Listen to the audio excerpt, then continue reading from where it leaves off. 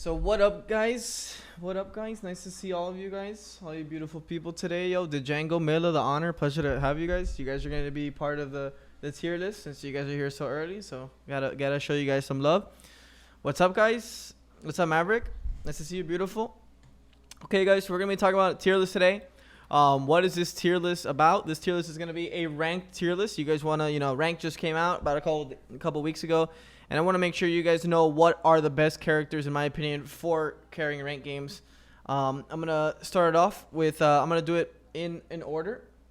So we're going to start with Faye. I think she's an S tier mage right now. And I think for various reasons, she got buffed a ton. And I think her damage is very consistent while her ult being, a team fight changing. I think in mid, she is one of the best, if not the best mage right now. So we're going to leave her at the S because I think carrying rank games is not from the mid lane, right? I think S plus is left for characters down the road. So we're going to be going through those. I think Aurora is about like an A. When I'm talking about carrying rank games, I'm talking about like you 1v5. I'm talking about you having the most impact in games where the games are very hard. These could change. I will make more tier lists of competitive. I did already start screaming and whatnot. So I have starting to get a better feel for what is actually the best in comp, but as this game only has limited characters, I think the comp scene is a little bit undeveloped. So I don't think we should worry about competitive just yet. I think you should worry about ranked and what characters you can use to get to that higher rank and get those higher quality games, which I'm sure most of you guys are very intrigued in doing. So here we're gonna go with Belica next. I think she's and I'm gonna put her at a B plus. I don't think she has very hard carry potential. I think she's a good character at like being a nuisance and making it hard for teams to target you and be annoying with walls and buy a lot of time. But I don't think she's the hard carry that you would like. Belica, I think I'm gonna put at an A. I think she's a little bit weak in her kit, but I think she's still pretty valuable.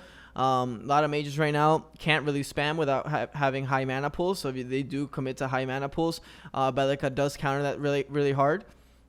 So I'll leave that at her at A. I think Countess is probably a little bit better than Belica when it comes to carrying, just because of the character's assassin-like playstyle. If you're very good at understanding your damage and your spikes, and you're able to Q in and Q out and get picks up, I think the character has a lot of potential.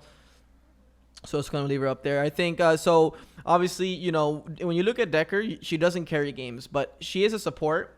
So we're going to take her for the face value of what support is in this game. And I do think Decker is like that support that can very impact the map and have great rotations because of her stun and her cage. I think she's very impactful. I'm definitely going to leave her very high up in the tier list. For support, as when it comes to carrying rank games, you get support. I think Decker's definitely up there. I think Twin is that S plus carry potential when it comes to, being that hunter to take over the game for obvious reasons. He does have mobility as well as, a lot of on-hit cancel, nading, slowing, and his auto cancel. That is really strong for a lot of DPS, max DPS. I think Wraith is up there with Faye. You see, I don't think he has that twin carry potential to 1v5, but he does have that potential to gank lanes very early in mid game and be very oppressive with his snipes. So I do keep him very high. I keep his value very high. Definitely very strong. Like if this tier list wasn't to 1v5 and really win rank games, I think this character is actually better than Twin. But for what it's worth of 1v5, there's going to be games that you're going to have to 2v5, 1v5, 3v5. They're going to be hard games, and that's why I do value Twin just a little bit more for that scenario. Since like I said earlier, that competitive isn't on my mind right now. Like obviously I am screaming and stuff, but it's not. The game is too new to just be thinking about these things. The game's going to change a lot, and so will the characters and their values. So I'm trying to give you guys the most accurate tier list I can. So Steel, I think, is an S plus. I think the character is one of the strongest characters in the game, but I don't think his 1v5 potential is there. Like, yes, you can get a 5-man ult, but if you don't have any follow up, then what does it matter, right? He doesn't take people out like that. So I think he's a great initiator. I think he's really strong right now, but he is not that level of carry. He can frontline very strong, but he can set you up, but just isn't that 1v5 potential, even with crazy damage items. I win games that I went like 8-1 and 17. So when you're thinking about what a character that can 1v5, you have to think about a couple of things, right? DPS on objective, very important, right? Because if you're playing like ranked and you happen to have a hunter that falls behind and or he doesn't really know what he's doing, Steel can have a lot of trouble, right? You can't really take out the objective by yourself. So that's one of the things. Another thing is killing 5 people, right? Does this character have the DPS to kill 5 people? No, he doesn't.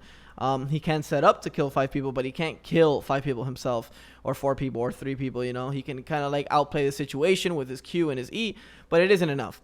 Another thing you have to think about is, you know, pushing lanes. Is this character the greatest at pushing lanes? No, he's a little slower than the rest if you think about it, compared to like Fang and Grux. You know, it takes a little bit. You know, he has to hit a little bit more, and that does matter a lot in this game of, you know, controlling lanes and whatnot. So it's very important to understand that. So now that I've laid that out, I'm sure you guys will be able to understand why I'm putting these characters in their specific positions. Fang, I think he is that S+ carry. He can take out a whole team. He can do objectives. He can push out lanes. He is very hard to kill. I think Fang, even with his nerfs on his shield, is still up there. If understood how to play Fang, so you should have that Fang. I just got that new Fang skin, super fire, super excited to continue playing Fang later after this video. Gadget, I'll probably drop a Fang video as well very soon. I know I haven't dropped a Fang video on YouTube, but I will very soon. Gadget, I think, has dropped off my tier list pretty hard.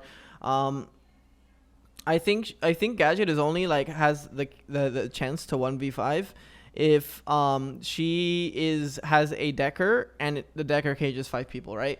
Outside of that, I don't think her kit is the strongest. She did get nerfed pretty hard on her base values, and with her kit being as simple as it is, if you hit her base values, then the character is automatically very weak.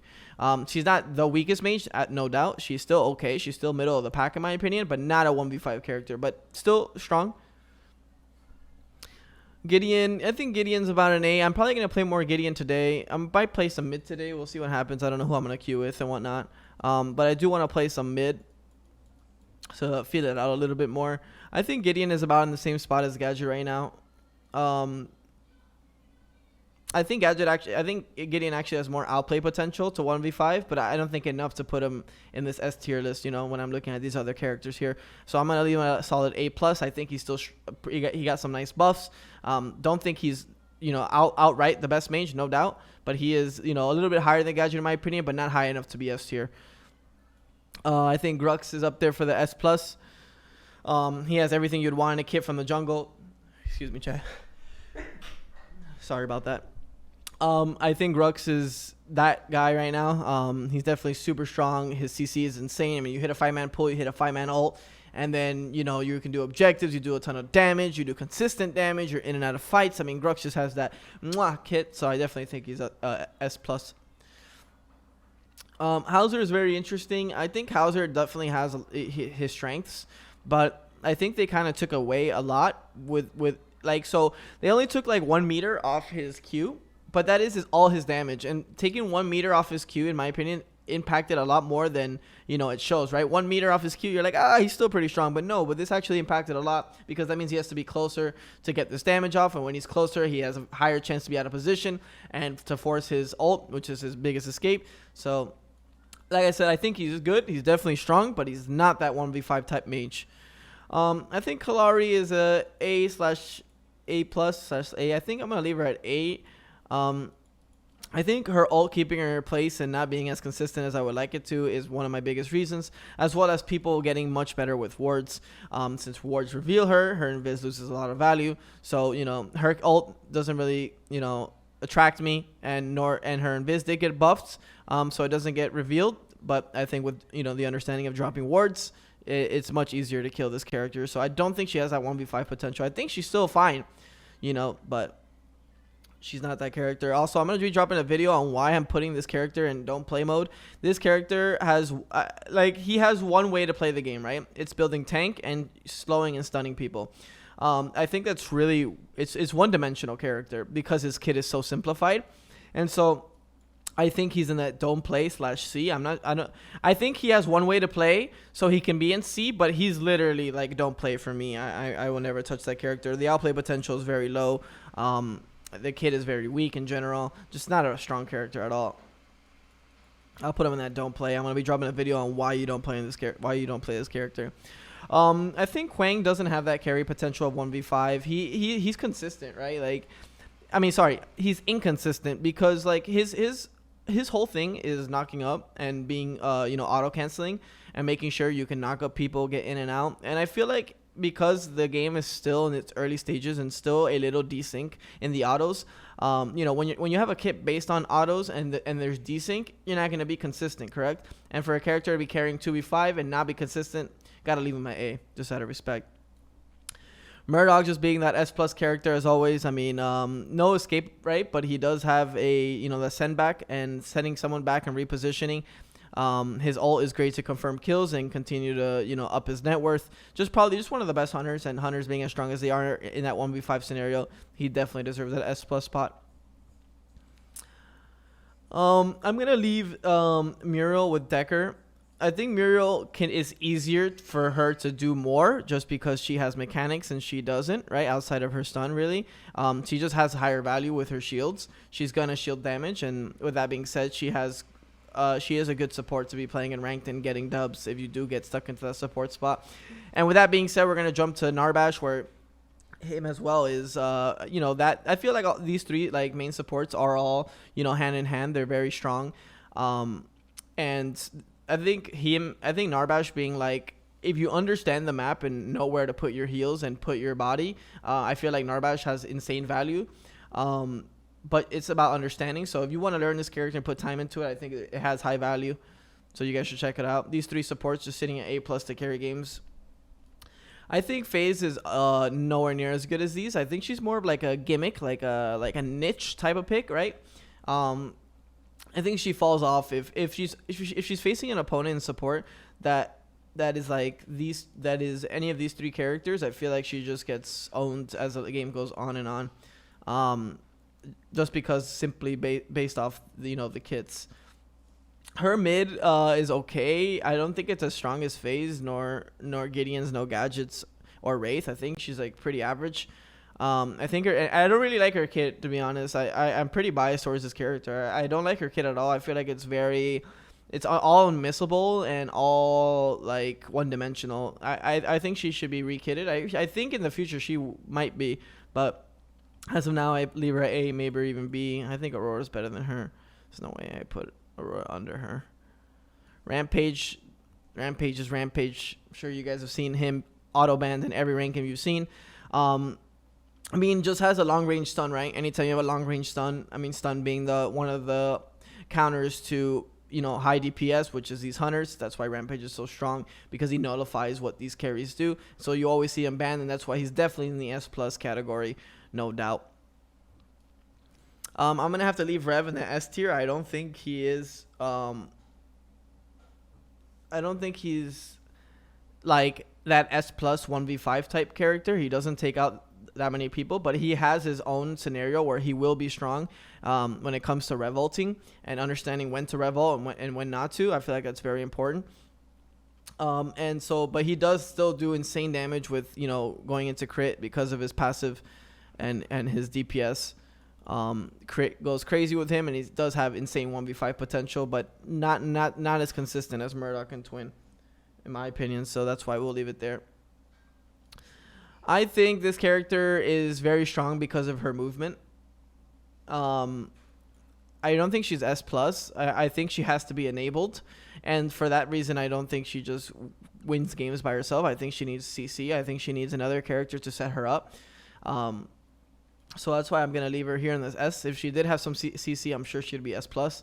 But, without a CC, I think you can only make her as a good hyper carry. She's solid. S is something to respect for sure. I think Seb is in that same spot. If you get solo or jungle, he's just very consistent at what he's going to do. He's going to stack his Q. He's going to be tanky. He's going to, make it really annoying for you to win these, objective fights. So that's why I'm going to leave Seb and keep him up there. Shinibi, I haven't played that much, but I think I'm going to make some videos on her. I'm going to play her a little bit more. I have played her against her, and she does seem very annoying, but she doesn't seem like she kills 5 people. She seems like she's really good at going in and out of fights and poking people and picking up kills and then getting away. But other than that, she doesn't, take out 5 people nor 4 people. So I'm going to have to leave her here. Maybe I could make her A+, but I think A is more consistent. So the only reason I'm gonna leave her at S and not S plus, because I do think this character is very strong, is for one reason only, is that she has no escape, right? So if she has no escape, that means you're bait, like you're hoping your team, you know, CCs for you, stuns for you, body blocks for you, peels for you, and you're asking a lot from a ranked team at that point. And so that's the only reason I will not put her at S plus. And then Xena is that S plus in my opinion. I think I'm gonna move around things a little bit as we get to the end here, because I'm gonna start like moving a little bit. I think there's some things I can fix here. S plus Xena, you know why? I mean, reset on her dash, like one of the cleaner kits in my opinion by far. I think, you know, the fact that her dash is a little rubber bandy does make her a little scary to play sometimes, because her dash is very important for team fights. But outside of that, once they fix the rubber banding, this character will be insane. And she's still very, very, very, very strong. She has great farm potential. She has great team fight. She has great objective damage. She's just all around very strong. So that's why I'm going to leave her at that S+. So I'm going to start moving a little bit some characters around. You see, I think Gideon maybe can drop a little bit, but I don't know. I'm trying to see which characters I could drop a little bit. Everything seems pretty correct. Maybe here I can drop some things. Maybe Shinibi in the B. And I feel like Belica should be here then too. Kalari, these three are A. Yeah, I think that's a little bit more fair. Maybe this. I think that's more fair. I think this looks nicer. Steel is S plus. I disagree. So you have to think about what I'm saying too. What I'm talking about is like carrying 1v like ranked games, right? I'm not talking about competitive. Like I think the scene is very undeveloped. I think there's not enough characters to even say there's a comp scene. He can play 3 roles very good, but does he 1v5? Like he has a problem. He has a weakness. What is it? When he does side pushing lanes, he's not the strongest at doing that. It takes some time to do that, and he also has no objective damage, right? So if you have 2 of those things, I feel like you can't say he's a hyper carry with saying he can't solo the objective. He can't do purple by himself, nor can he push side lanes very well by himself. So that is a big weakness when you're talking about, you know, really ranking up. If you're talking about competitive, he's most definitely S tier. Rampage can 1v5, he can. Because of his kit. So because of the way items work in this game, you could do Rampage hybrid and he can 1v5. If you understand how to make a hybrid kit for him where you're ahead and you're going to build hybrid tank into DPS, you can. So this is my tier list. I hope you guys enjoyed. If you guys have any questions, feel free to comment on YouTube. I'll definitely go over it and make sure, you know, to answer all your questions. I feel like it's hard to rank heroes when different roles are a thing. Not really. This is the S. So do you agree? Do you think there's any character in S that should be an S plus when it comes to 1v5ing in ranked?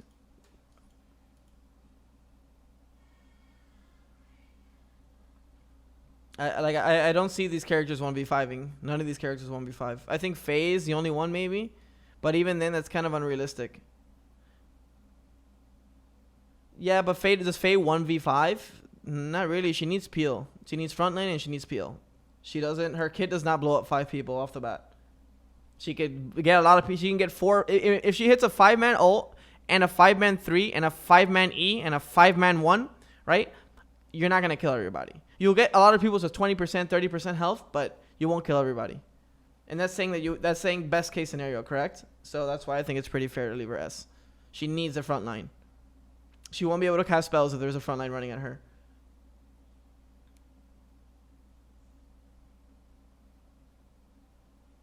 I feel like having Gideon, Howie, and Gaijin the same as Meh. I mean, their 1v5 potential is pretty much the same in my opinion.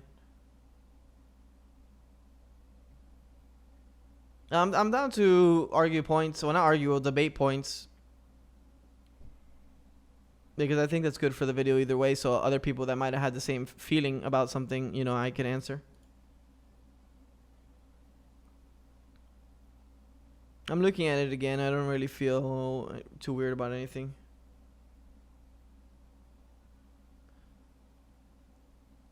Belica better than Gideon? Are you saying just because of that build? I feel like the nerf to her drone of stealing mana, getting hit 4 times, is so easy. Like, that drone never survives.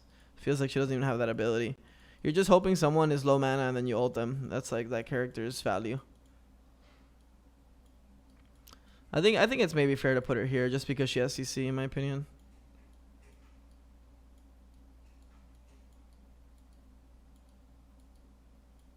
Kalari's S+. That's Bill. He's probably just trolling. So I'm gonna leave it at this. I think this is my tier list after I looked at it for a while.